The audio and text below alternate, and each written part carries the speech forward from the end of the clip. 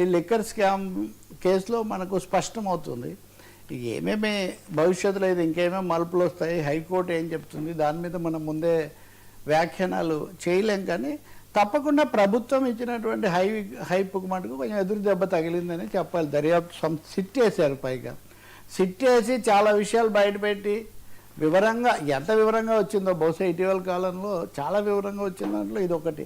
ఇప్పుడు ఈ మధ్య తాజాగా అనిల్ రెడ్డి అని జగన్ సోదరుడు ఎవరు ఉన్నారు, ఆయన పేరు కూడా ఉందని కొత్తగా వచ్చింది. సో ఉన్నవాళ్ళేమో కొంతమంది ఇలా బెయిల్ మీద బయటకు వస్తుంటే అక్కడేమో అలా చెప్తున్నారు. ఇవన్నీ ఏం జరుగుతున్నాయి? జగన్ అరెస్ట్ అన్నది ఇంకా అది కథనమే ప్రస్తుతానికి అంతే కదా. ఉన్నవాళ్ళే ఇంత దాదాపు 3-4 బయట, అంతకుముందు వచ్చిన వాళ్ళు ఉన్నారు. కాబట్టి ఈ దీర్ఘకాలమే జరగబోతుంది. రెండోది ఉపరాష్ట్రపతి ఎన్నికయ్యే వరకు ఏం జరగదని కూడా మనం అనుకున్న విషయమే. అది అంత తేలిగ్గా చేయటం. పైగా ఇప్పుడు ఇంకో కథ, నేను వైసీపీ వాళ్ళు టీడీపీ వాళ్ళు చెప్తారని వాళ్ళు చెప్తున్నారు. అంటే మన మీడియా అలా తయారైపోయింది వరకు.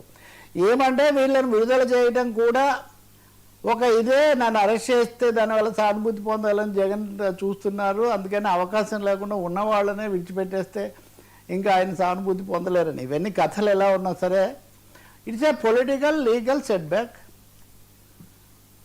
టు ది సిట్ అండ్ ఇండైరెక్ట్గా ప్రభుత్వం కూడా. ఎందుకంటే ప్రభుత్వం అనేక సార్లు మాట్లాడింది. మీరు గమనిస్తే వర్మ కొంతకాలంగా